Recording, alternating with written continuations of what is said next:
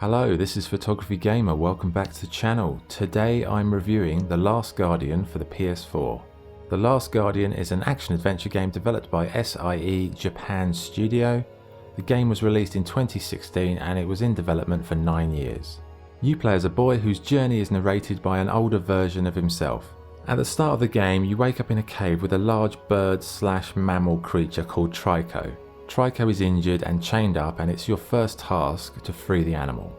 This initial selfless act of helping Trico forges this really strong bond between the two main characters, and that's one of the overarching themes of The Last Guardian. It's about two unrelated characters showing empathy for each other and working together to find a way out of this strange castle they find themselves in. Trico has special abilities you can use. If you shine a mirror at certain destructible objects, you can feed Trico, you can take spears out of his injured torso, and you can even climb all over him and pet him and soothe him depending on his mood.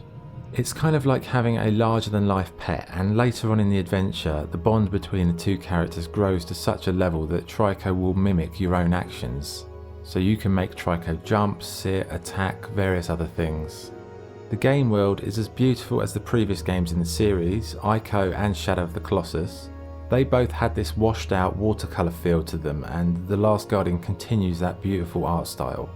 The architecture is unique and the way they've interwoven the environments is really impressive. It's all done on a very epic scale and it definitely gets the sense of being in an almost mythical, dreamlike world. So what is the game like to play? Well, the first thing to say is the controls aren't great, but they are nothing in comparison to the camera system.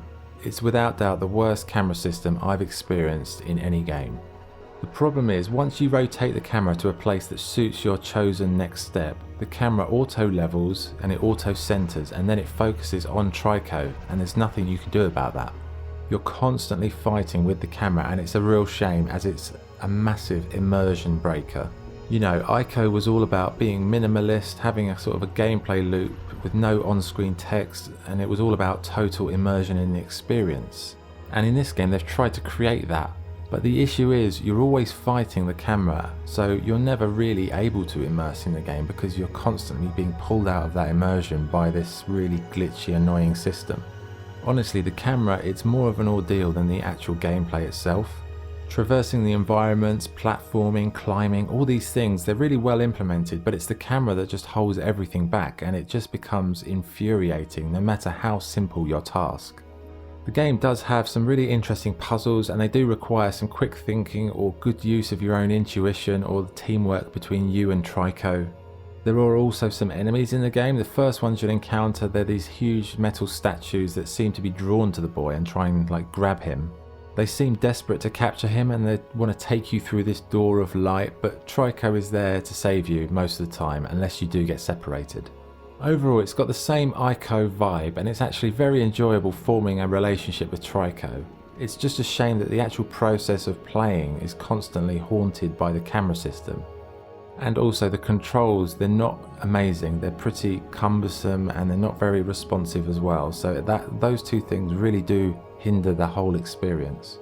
Graphically, it is a beautiful game, there's no doubt about that. The environments, they're epic in scale and they've got this muted, washed out art style. It's very ethereal, very dreamlike, and it's one of the most satisfying visual styles I've ever seen in any game. The whole trilogy has just a beautiful style visually, and this game keeps that sort of flow going. The sound, music and voice, they're all excellent. In particular the music, it really suits the art style. It just sits perfectly on top of the visuals. I also really liked the voice interaction between the two main characters.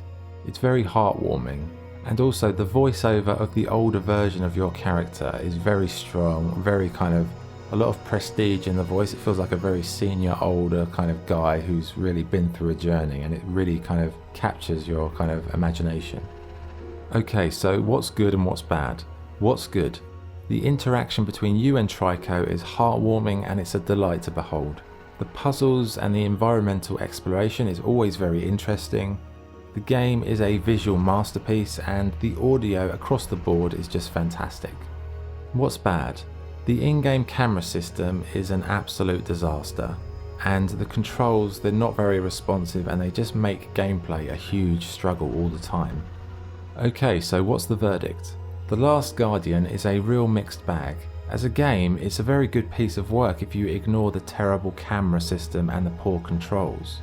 But you can't ignore those things because they're both interwoven into everything you do in the game. It's a real shame because underneath all that irritation is a very well thought out and heartwarming story. It's a real lesson for any developer out there. You have to pay attention to all of the details because it's all well and good making a good game with a heartwarming narrative. But if the core camera and control system is deeply flawed, then that brings the entire house of cards down with it. It's amazing that in 9 years of development no one said, "Don't you think the camera's a bit rubbish?" I was shocked that no one ever noticed the camera was a terrible idea and completely ruined any sense of immersion. It's either a massive oversight or the people involved in the development were scared to say anything to the producer. Either way, it affects the overall quality of the experience greatly, and that is a real shame.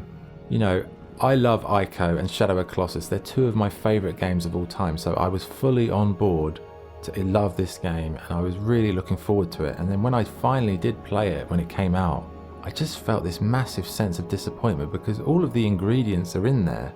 This game came out 4 years ago and in 4 years they haven't even patched the camera system. Like, games are always getting patched nowadays. Everybody knows the camera in this game is an absolute disaster and they still haven't fixed it, and I just think that's really kind of indicative of this game. It tells you exactly what this game is. In theory, the idea is very good, but the execution and implementation of what they wanted to do has been a massive failure because they just haven't paid attention to the details. Maybe the long development process meant that they lost focus and they couldn't see the wood from the trees, but it's a really big disappointing thing to have a game with so much potential not be fulfilled because of a very small thing that they failed to notice.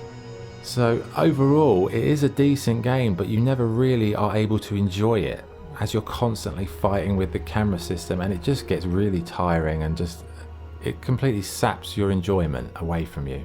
So my score for The Last Guardian is 7 out of 10. Lots of potential, sadly unfulfilled. Okay, that was the review. Thank you for watching. If you enjoyed the video, please like and subscribe. This is Photography Gamer signing off. Thank you.